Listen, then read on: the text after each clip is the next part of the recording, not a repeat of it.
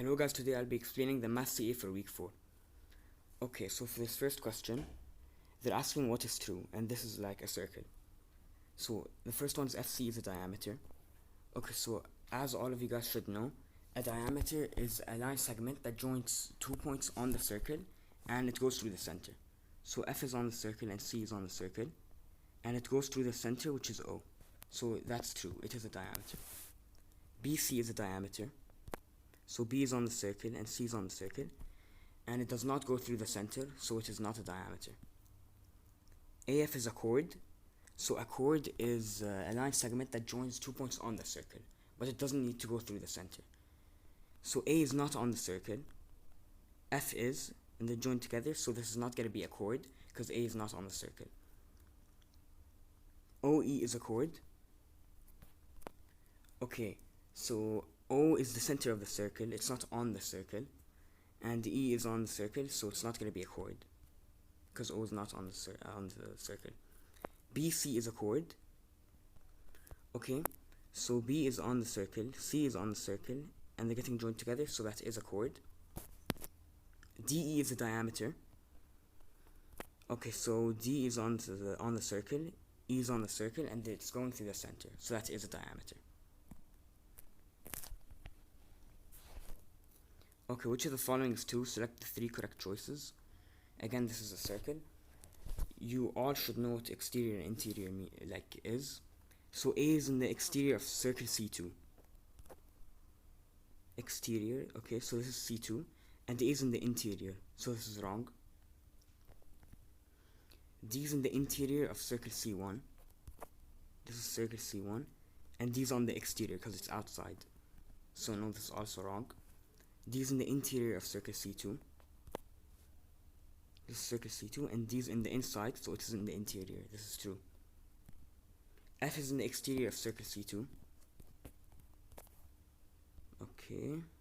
And no, it isn't. It's in the inside, so it's in the interior. F is in the exterior of circle C1. This is circle C1, and F is outside, so it's in the exterior. A is in the exterior of circle C1. This is circle C1, and A is outside, so it's in the exterior. This is also true. Okay, which of the following statements is true? Select the 4 correct options. Alright, so the 4th root of 256 is equal to 4. So we're going to have to prime factorize 256. So it's 2 and 128. 64 and 2. 32 and 2. 16 and 2.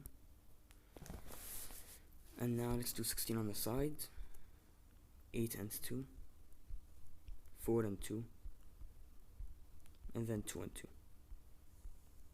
So we have 2 squared, 2 to the power of 4, 2 to the power of 6, and 2 to the power of 8. So, as you know, this number is the index. And what it basically does is the number or variable inside the radical has to be, its exponent has to be the same number as the index in order for you to take it outside. So we have 2 to the power of 4 multiplied by 2 to the power of 4. We could take out this 2 and we could take out another 2. So it's going to be 2 multiplied by 2, which is 4. So the 4th root of 256 is equal to 4. And 4 is the 4th root of 256 is literally the same thing, but they just made it a word. They changed it into words, so this is true. Negative 4096 has 2 6th roots. Okay, well this is not true. It doesn't even have 1 6th root, because as you all know, that when you have an even index, you can't have a negative radicand, the number inside the radical. So this is wrong. Okay, so the next one is 4 is the principal 6th root of 4096. So let's just do 4 to the power of 6 and find out if it's equal to 4096. So we have 4 multiplied by 4, which is 16. Then 16 multiplied by 4, which is 64. 64 multiplied by 4, which is 256. then 256 multiplied by 4, which is 1024. I'm pretty sure. Wait, let me just do that.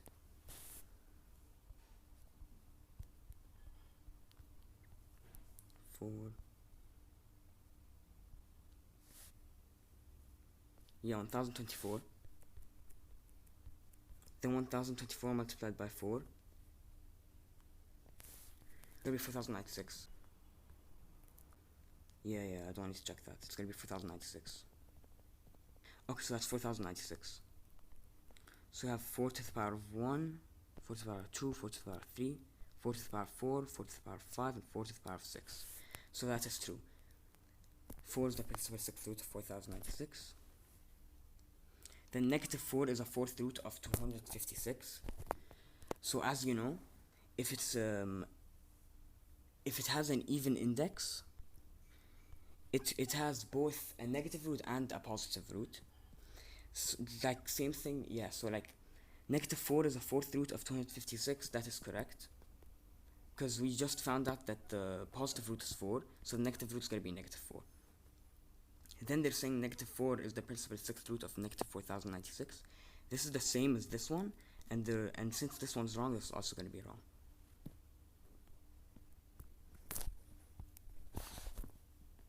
Okay, which of the following statements about the expression fifth root of 5x to the power of 27 y4 is true? Okay, so the first thing we're going to have to do is simplify this. Okay, so the index is 5, so everything has to be to the power of 5. 5 is a prime number, and we can't put it to the power of 5 since it's just like 5. 5 to the power of 1. X to the power of 27 is going to be x to the power of 5, and so on.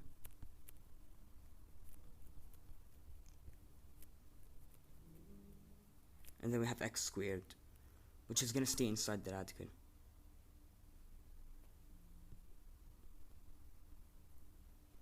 And y4 is also going to stay inside the radical, since it's, y4, like 4 is less than 5, so we can't take it out. Okay, so 5 stays inside. Y to the power of 4 and x squared also stay inside. So we have x squared, x cubed, x to the power of 4, and x to the power of 5. So it's going to be x to the power of 5, 5x squared y4, which is this one. Okay, now we need to find out if like the expression, like either it's this one or this one. Okay, so the first one is the expression is defined for all real values of y. This is going to be true because when you have an odd index, the expression is defined for all real values of both variables, like x or y. Because odd indexes, like even if the number inside was negative or positive, it would still be defined and you'd still get an answer. So this is true. X must be non-negative for the expression to be defined. This is not true, because as I said, even if like the number inside was negative, you'd still have an answer. It should be defined. So this is wrong, and this is your final answer. Okay, the cube root of negative 125 are 5 and negative 5. Okay, so immediately this is wrong, because 5 to the power of 3 is, although it's going to be 125, it's not going to be negative 125. But only negative 5 to the power of 3 is going to be negative 125. So not both of them are the cube roots. Only negative 5 is. The fifth roots of 216 are 4 and negative 4. This is also wrong, because since you have an odd index, the number inside doesn't have two roots. It will only have one root. Because negative 4 to the power of 5 is going to be negative 216. I'm pretty sure. While 4 to the power of 5 is going to be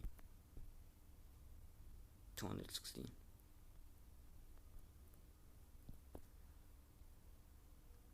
Okay, so this is wrong.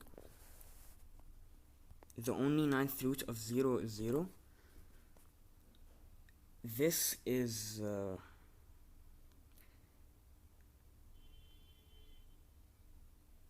true. The only ninth root of 0 is 0.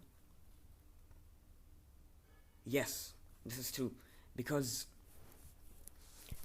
0 has, like, the only root for 0 is 0, because like, you only get 0 for 0 multiplied by 0, because like 0 squared.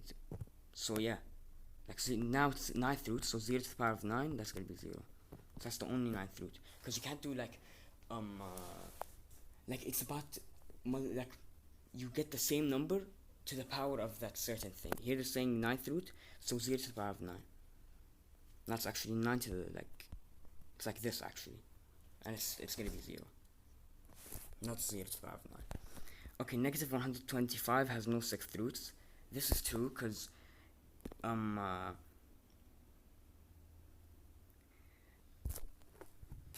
negative 125 is a negative number, and when you have an even index, so that, like, you can't, this is undefined, since it's an even index, it's not odd. Then you have the fifth root of negative 100,000 is negative 10 only. This is true, because, like, as you can see, you have 1, 2, 3, 4, 5 zeros. So when you take it out, it's going to be negative 10, because it's like negative 10 to the power of 5. Because for each 0, it's a 10, you know? And it's not going to be 10 to the power of 5, because that's just going to be positive 100,000. Okay. The fifth root of 216 is 4 only. So 4 to the power of 5. Like, to do that in short. Or actually, I think 200, like, we do 216 prime factorization is going to be shorter. So you have 216 is 108, 54 and 2, 7 and 2, 27 is going to be 9 and 3, 3 and 3.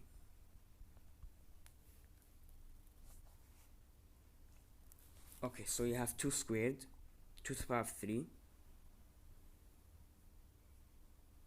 3 squared, and 3 to the power of 3.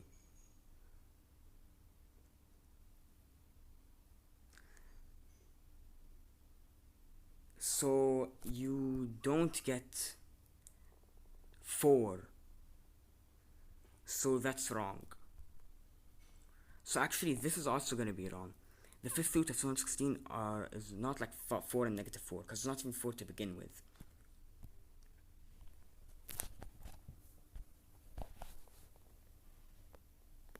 Which of the following statements about the expression 8th root of 8n to the power of 25 over 8th root of n to the power of 8 is true? Okay, so we could immediately take out the n, and we'll put absolute value, because it went from even exponent to odd exponent, because it's now to the power of 1. Okay, and as you know, you apply absolute value when the exponent goes from even to odd, but this is only when the index is even. If it's odd, you don't apply absolute value, like you never do. Okay, so now we have 8 m to the power of 25. 8 stays the same, because 8 is going to be 4 and 2, 2 and 2. So it's going to be 2 to the power of 3, so you can't take it out. So m to the power of 25 is going to be m to the power of 8 multiplied by m to the power of 8 multiplied by m to the power of 8 multiplied by m. Okay. So we could take out m squared, m cubed, and we'll leave an 8m. So it's going to be m cubed over absolute value n radical 8m. Okay, so now let's fill out the defined and undefined things. M must be non-negative for the expression to be defined. This is true because M has an odd exponent. So and since there's an even index, it has to be non-negative for it to be defined. Because if M was -1, for example, it would be -8, like 8th root of -8, which you don't have an answer for since it's negative in the inside. So M must be non-negative, and this was our answer. And then they say the expression is defined for all real values of n. This is wrong because n is not in a, like as we take it out, n is not even in a radicand anymore. Like look at the answer, it will make it easier. Like don't look at the question. So we have, as we said, m cubed, then 8m. N is in the outside. It's not in the like it won't even matter anymore. It doesn't matter if it's non-negative or if it's negative.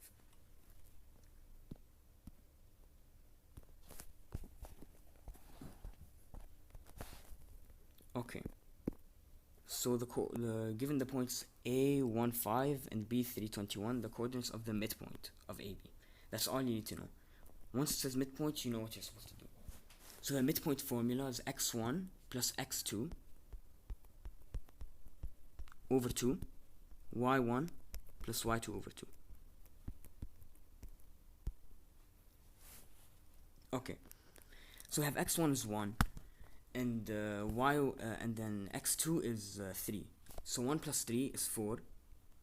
We have over 2 is going to be 2. That's for A, since A is x. Then let's just do y1 plus y2 over 2, like because maybe they give you that in the exam. So we have 5 plus 21, that's going to be 26 over 2, which is 13.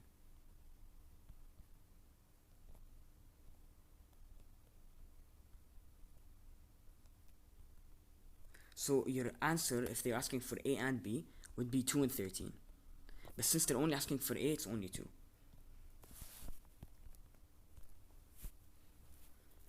Okay, distance. What is the distance between A46 and B12? Just look at the first, let's say 3 words, you immediately know what you're supposed to do. So distance formula is x2 minus x1 plus y2 minus y1 squared. Both of them are supposed to be squared, and then they're all in a radical. Okay, so we have x2, 1 minus 4, that's going to be minus 3, squared, it's going to be 9. They have y2, which is 2, minus y1, which is 4, it's going to be minus 2, squared, it's going to be 4. So you have 9 plus 4.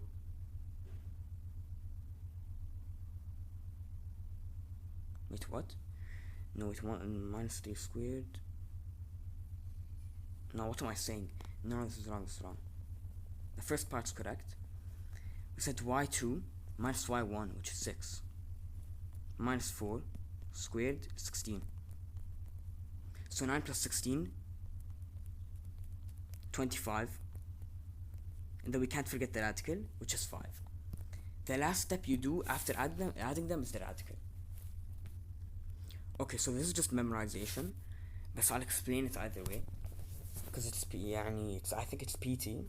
Like it's gonna come the same thing in the exam. I explained this in the quiz last time. Range is the highest minus the lowest. So they're talking about the scores in game A, so we only look at the x-axis. So I have 50 minus the lowest, which is 10. 50 minus 10 is 40.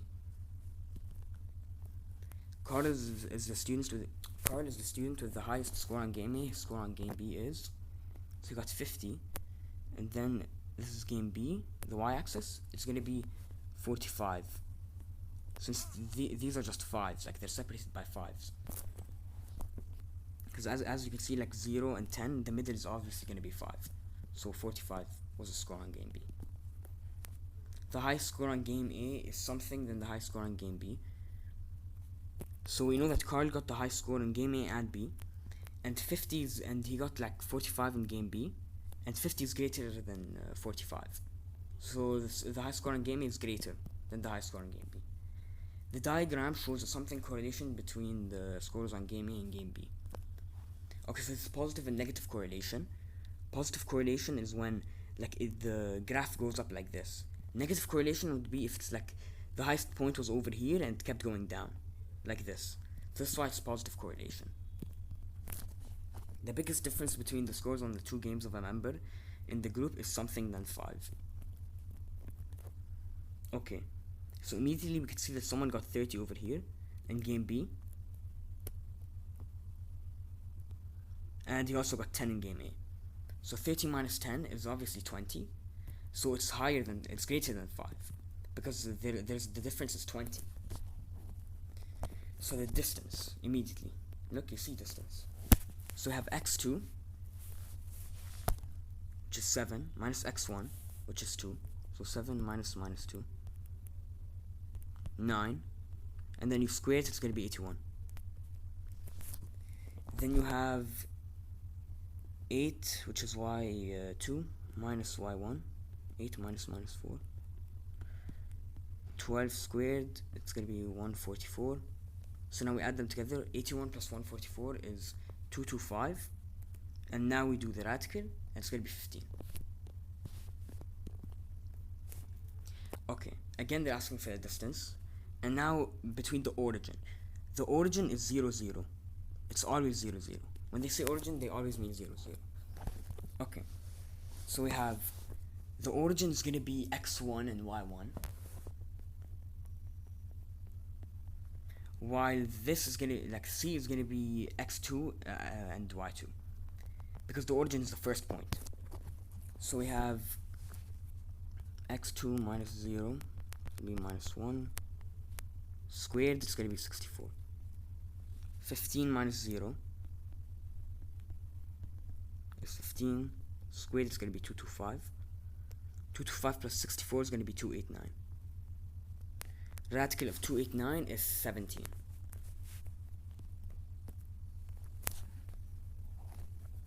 Okay. So given that m is the midpoint of the segment ST, so midpoint over here. They're asking for the coordinates of m, which is the midpoint. So I have x1 plus x2 minus 4 plus 8 is 4. Over 2, it's going to be 2. Then 13 plus minus 5, it's going to be 8 over 2, which is 4. So x is 2 while y is 4.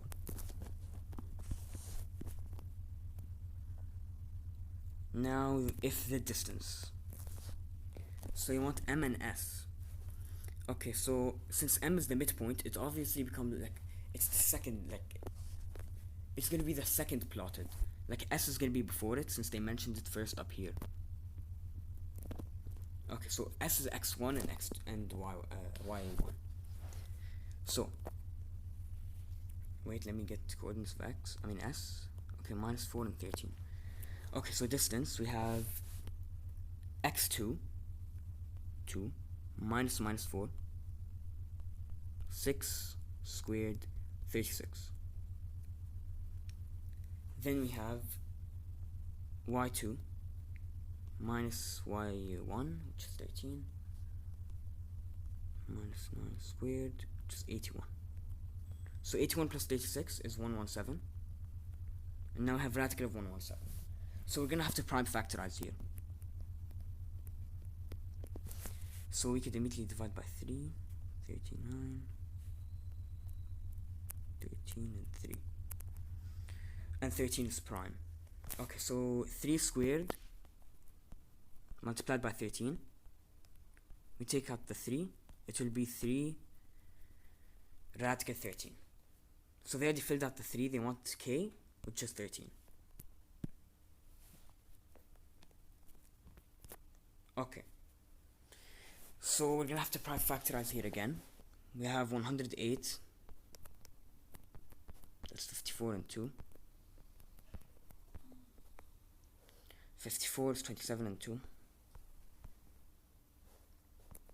9 and 3. 3 and 3.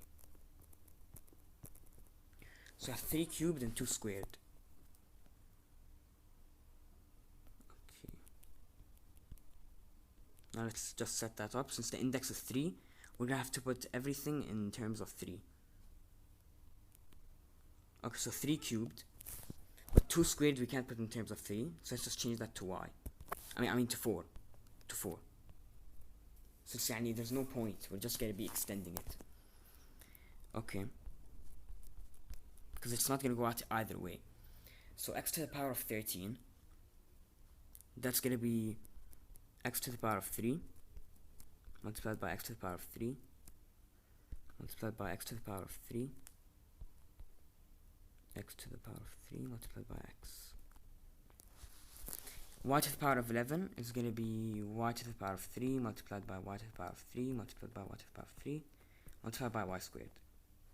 So what we're keeping is 4, which is 2 squared, and y squared. So we take out y squared, y cubed, and x squared, x cubed, x to the power of 4. And we also leave in this x. Okay. And we also take out the 3. So we have 3 x to the power of 4, and we take out the y cubed, we leave in the 4, the x, and the y squared. And that's going to be your final answer. So 3x4 y3, 4 multiplied by x, y squared. Okay, so I think this is the only new concept for algebra this week. So this one I'm actually gonna explain in details. So look. So first thing we're gonna have to do is prime factorize all of these numbers. 7 is already prime factorized, so we could forget about that. So we have the 5th root of 700,000. Now we could do this quickly because what we immediately see is that there's 5 zeros. So that's basically just 10 to the power of 5. So we have 4, the 5th root of 10 to the power of 5 multiplied by 7. We take out 10, that's going to be 40. 5th root of 7. Now, for 224,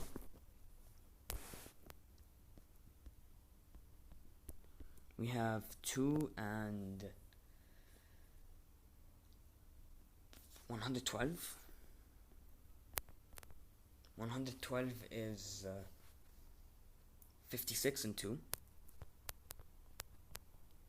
This is 28 and 2.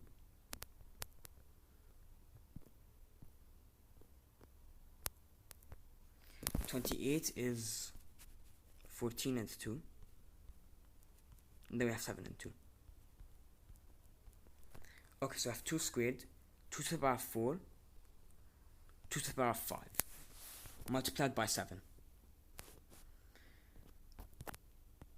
So 2 to the power of 5 multiplied by 7, and there is 11 outside. So we take out 2. That's going to be 11 multiplied by 2, which is 22. Radical 7. I mean 5th root of 7. And then the first one is 40 radical 7, because as we know we took out a 10 to the power of 5, and it became a 10. So we multiplied it by 4, which is 40. And then we find radical 5th root of 7 cannot be simplified, so let's just keep it the same. We have, since this is the same radicand, we don't subtract them, we just leave it to the side. So what we basically do is 40 minus 22 plus 9. That's it. And then the answer will be joined with radical 7. So 40 minus 22 is 18. 18 plus 9 is 27.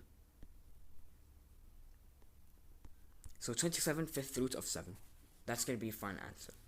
So first thing we're going to have to prime factorize. Then we're going to, if we have the same radicand, we leave that to the side, and we start for the numbers outside the radical, we subtract or add them. Depends on the question. Here the first 2 we need to subtract, and then we add the last one.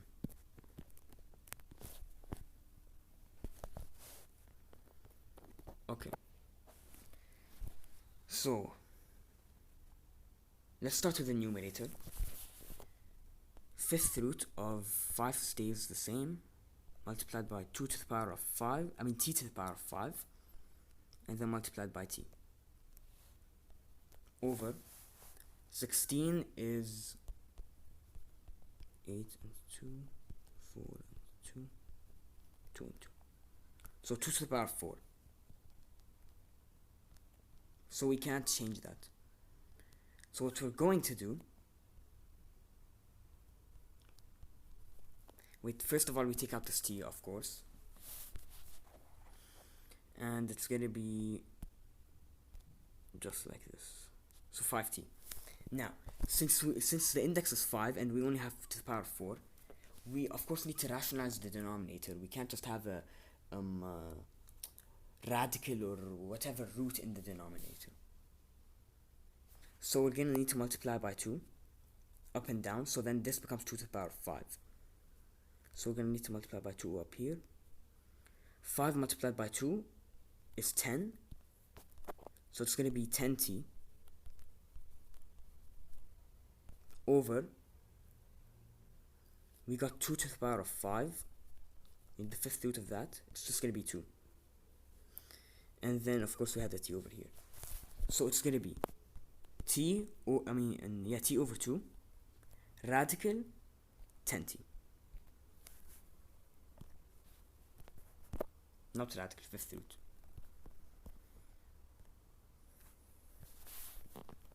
Okay, so I think this is also this question too is also a new concept. So look, the first thing we do here is take 7 to the other side. Since this is 7 multiplied by x radical x cubed, it's going to be divided by 7. So do negative 448 divided by 7.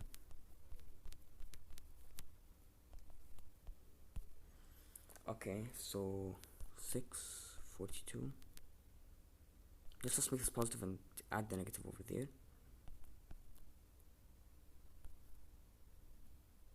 So 64.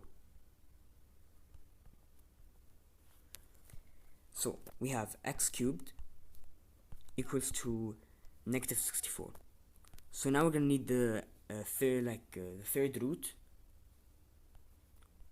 of both sides to cancel out this x cubed. So this cancels this.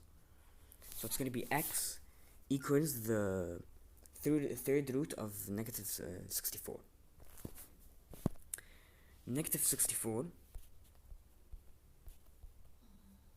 is 2, 32, 16, 2, 8, 2, 4, 2, and then it's going to be 2 to the power of 2.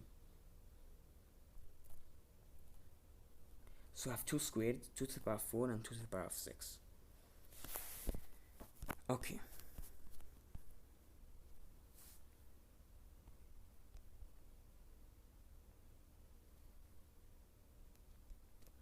So now we take out negative 2 and we take out the positive 2. So negative 2 multiplied by 2, which is just going to be negative 4. So x equals negative 4. Because remember we had this x on the other side.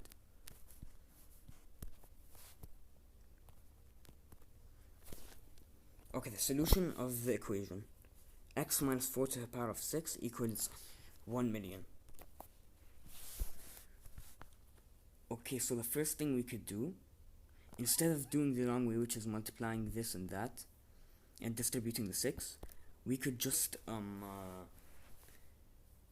do the sixth root of both sides. So x minus 4 equals 1 million. We see 1, 2, 3, 4, 5, 6 zeros. So 10 to the power of 6.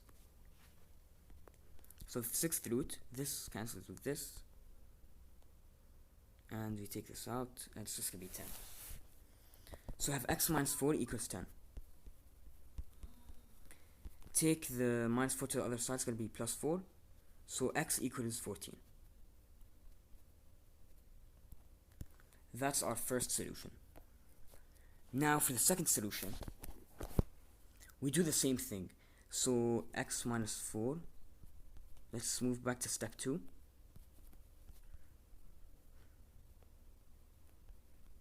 Okay, so since this is an even index, we know that if we know that the number inside the radicand has a positive root and a negative root.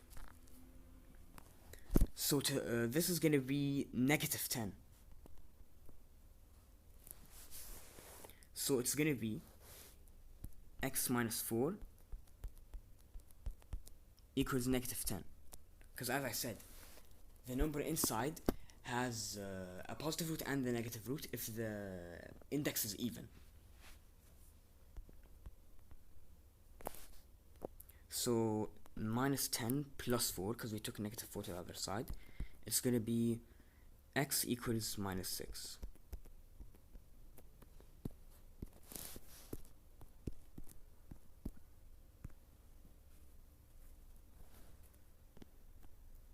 Okay.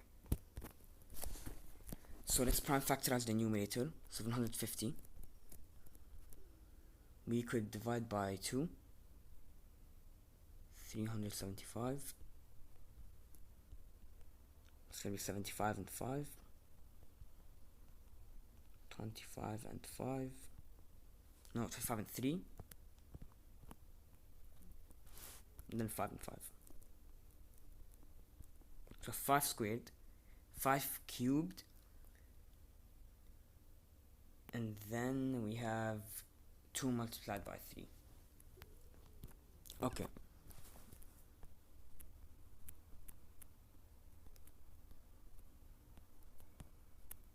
And then we have z to the power of 17. That's just going to be z to the power of 3 multiplied by z to the power of 3, z to the power of 3, multiplied by z to the power of 3, multiplied by z to the power of 3, multiplied by z squared. So we keep in z squared 2 and 3, and we take out 5, z squared, z cubed, z to the power of 4, z to the power of 5. Okay.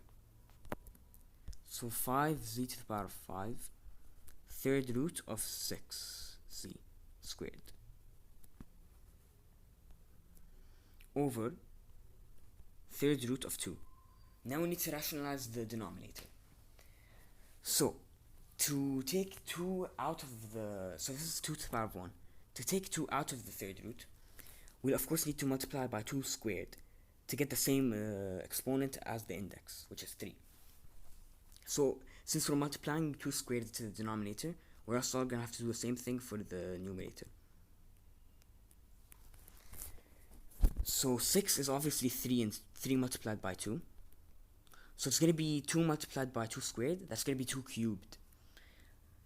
So we have 5z cubed, no, z to the power 5, excuse me,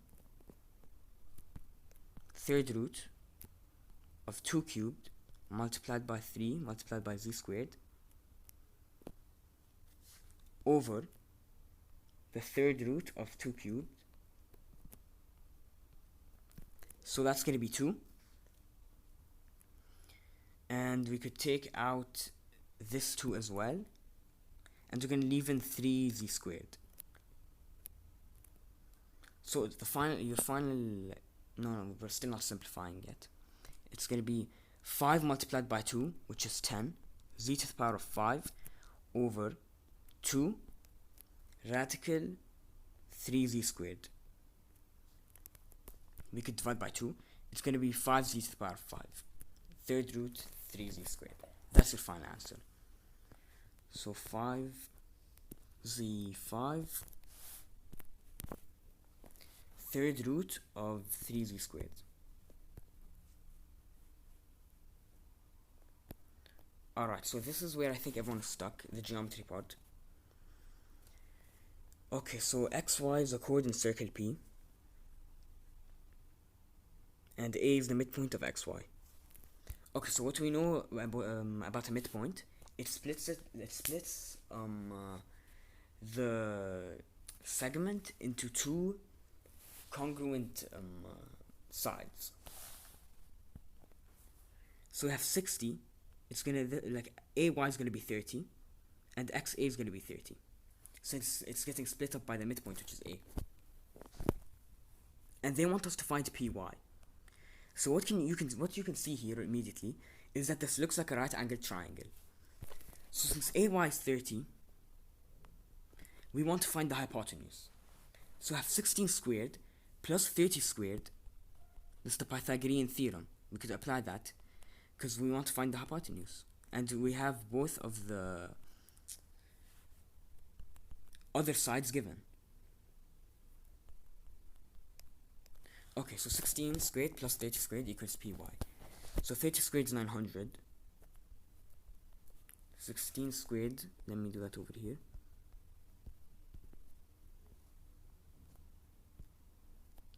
Six plus 0. 6, 1. 6.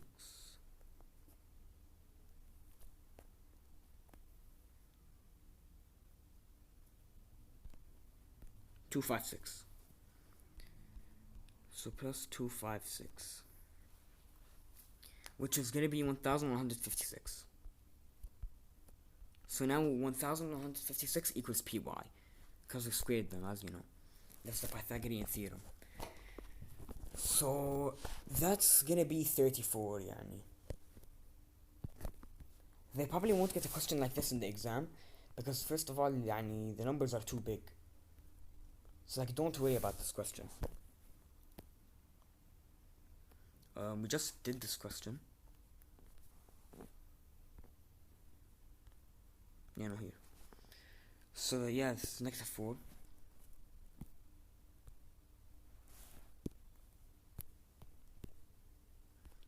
No, actually part B we didn't. But we did this. This is 14 minus 6. Okay. So this is super easy, part B. We immediately could take we take out 81 to the other side. It's going to be x to the power 4 equals 81. So we do the fourth root of both sides. The fourth root of 81.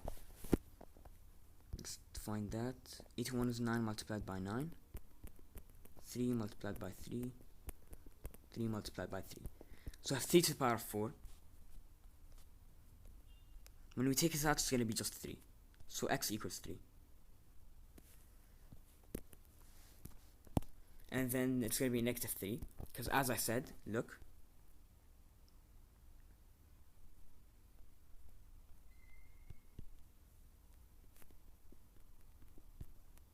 Okay, so we're back to this part. Since there is an even index, it has a positive root and a negative root. So this is going to be negative 3 when we take it out. So negative 3 equals x.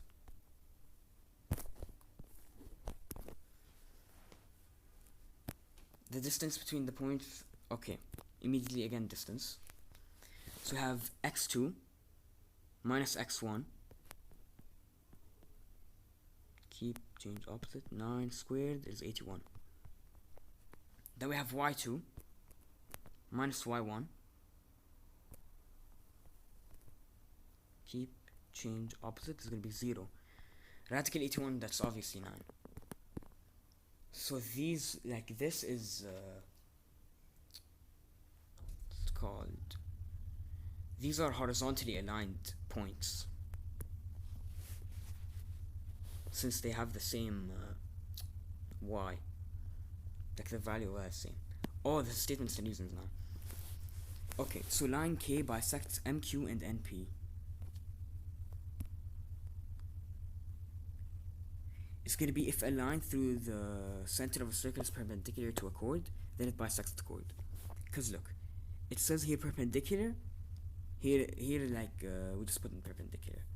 Honestly, this is the easy way you could do. This is the easiest way you could do it. G is the midpoint of MQ and NP. Okay, look, here you can't say definition of midpoint because we haven't proved, like, we haven't said anything about, like, G being the midpoint. So this is going to be the definition of a segment bisector, because here you said it bisects the chord. MG equals GQ, and G equals GP. Okay, here we have G and G. So that's what's in common, like in all of them. So this is going to be definition of a midpoint, because now we know that G is a midpoint, because we just proved it. Okay, yeah, that's it.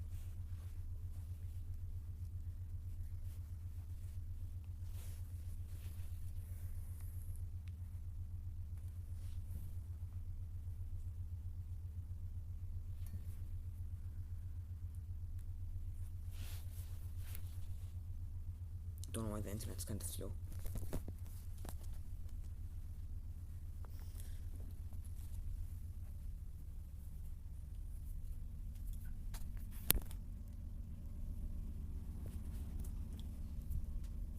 Okay, yeah. This is also statements and reasons. Okay.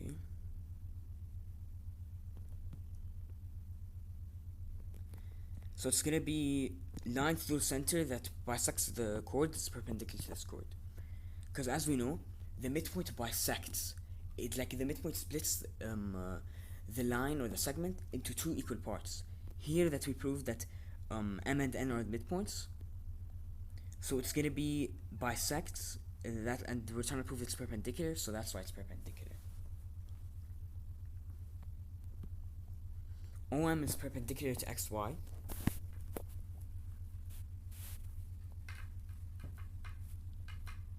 Yeah, here, if a line is perpendicular to one of two parallel lines, then it's perpendicular to the other. Because look, here they said AB is parallel to XY, and we proved that OM is perpendicular to AB. That's why OM is going to be perpendicular to XY. This is literally what it's saying over here. OM bisects XY. If a line through the center of a circle perpendicular to a chord is perpendicular to a chord, then it bisects the chord. Because we just proved it's perpendicular, and here it says perpendicular. Now trying to prove it bisects. Okay, so we did this last time. This is also memorization. We can see Kate 1 because the green line 1 is the first one. The one that did it in the least time, like you could literally see. Like the green line 1, which is Kate. It took her 40 minutes. Kate overtook Angela something minutes after the start of the run. Okay, so it's like where they like the line, like the point of contact, basically. So let's see. Angela's the red line, Kate's the green line. The point of contact was like over here, which is 30. So 30 minutes after the start of the run. Okay, so for this question, what I personally did was I started from the easiest ones. Like, look, here this is basically you just match them together, stuff like that. So look, you see this it looks like a box over here. That box is over there, and you know this is 3D, yani. So it's gonna have to have like a multiplication of the same thing. So here it is over here. So, you know, they look similar. And then there's this, at the top, there's this little small square, which is the same thing over here. Which is literally just the same thing. So that's how, like, just basically matching them together. Look at the similarities. But also, if you don't want to, this is probably going to come same thing in the exam. Because I'm pretty sure this is like PT or something. Okay, so the net Y corresponds to cuboid. Yeah, look here. You see this little box at the top, it's over here, and then this little column is over here. Like, you know, it's basically just matching them together, and then that just leaves X being C. It also makes sense because this is a cube. You know how you assemble cubes,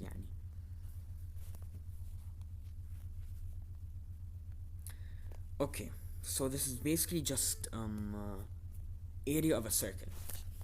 As we learned, like I think last year, it's pi r squared. That's the area of a circle. And then the radius equals the diameter divided by 2. They give us the diameter is 12. the diameter of the lawn. So 12 over 2 is 6. So the radius is 6. Now let's square it, because the area of a circle is pi. Look, first we're gonna need to find the big circle. This whole thing. It's gonna make it all easier, trust me. So as we said, we're finding the radius of the big circle, which is 6. 6 squared is 36. Then we multiply by 3.14. I'll do that on paper 1 second, because it's way easier. Okay, so the area of the big circle is 113.04. Because as I said, they show the diameter of the big circle is 12. So we divide that by 2 to get the radius, because the radius is diameter over 2. So that's 6. 6 squared is 36. And then we multiply that by pi, which is 3.14, as they give us over here. So it's going to be 113.04. So the area of this big circle is 113.04. Now we can't find the area of this shape, which is the lawn, because it's not really a shape that we've learned. It's not a cylinder, it's not a rectangle, stuff like that. But this flower bed is a circle, so we could find the area of that. They're saying the width is 2 meters, and we know the radius of the big circle is 6. So what we do, we just want the radius, this small radius over here. We don't extend till the end. So we do 6 minus 2, which is the width over here, to find the radius of the flower bed. 6 minus 2 is 4. So now we square 4, because pi r squared is the area of a circle. That's 16. So we have 3.14 multiplied by 16. I'll do that. Okay, so the area of the flower bed is 50.24.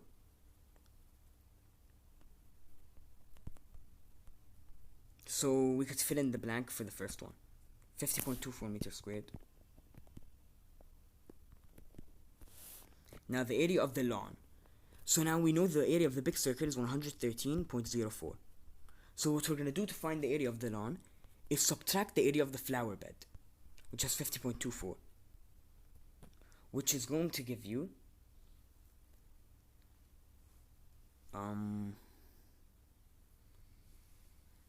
I'll just do it over here.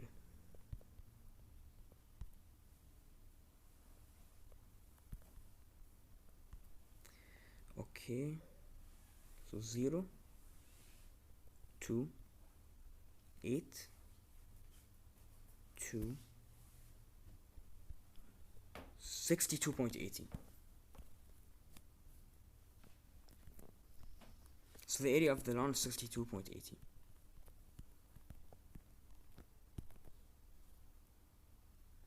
Now, the coordinates of the midpoint. So midpoint is x1 plus x2. Minus 1 plus minus 3 is going to be minus 4. Over 2, that's going to be negative 2. So that's x. Now y1 plus y2. Negative 4 plus 6. That's going to be 2. Over 2, that's going to be 1. So negative 2 and 1. I'm not going to repeat the area of, the formula of the midpoint and distance again. Like you all should know it from the last quiz that I did. Okay. So in a circle, okay, so look, they're trying to prove that OE is equal, they're trying to prove that AB is congruent to CD if OE equals OF. Okay. And this is the figure they gave us. Alright. So they're trying to prove that they're congruent. So immediately, after looking at all of these options, we could immediately cross out these, because they're proving that this is perpendicular, and here they're proving that it bisects the chord. Circle chords are congruent.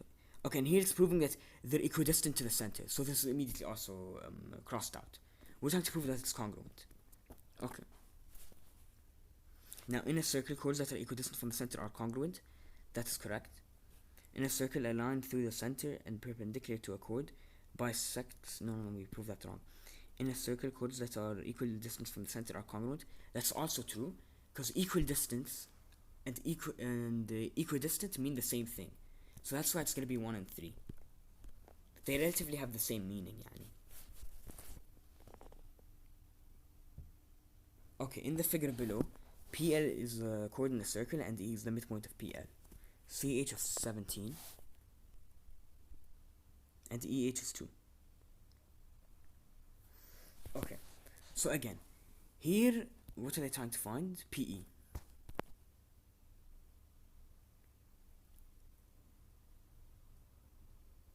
So they said CH is 17. Okay. So, there's a rule, like this is just written in the book.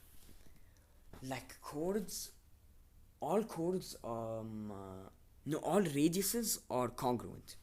So like any point from the center of the circle, any line from the center of the circle to a point on the circle is equal. So here since CH is 17, PC is always also going to be 17. CL is also going to be 17. Because any point from the center of the circle to a line, to a point on the circle is equal to the same thing. So here, they're trying to find the PE. So this is going to be 17 over here. And then since EH is 2 and CH is 17 as a whole, we do 17 minus 2 to find CE, which is going to be 15. 17 squared is 289. So again, Pythagorean theorem. A squared plus B squared equals C squared. 15 squared is 225. And they were trying to find out what PE squared is. 289 minus 225 is 64, which equals to PE squared. Radical both sides. It's going to be PE is equal to 8.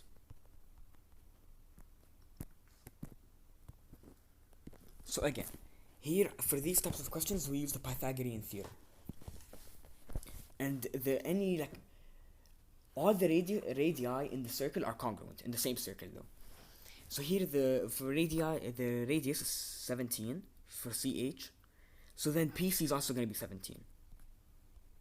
So we just form our own right angle triangle. And then we don't want this over here. So we just cut it over here. So say that EH is 2 and then CH is 17 as a whole. We do 17 minus 2 to find CE. 17 minus 2 is 15. So then we do 15 squared plus PE squared equals 17 squared. So 225 plus PE squared equals 289. 289 minus 225 is going to be 64. And radical 64 is going to be 8.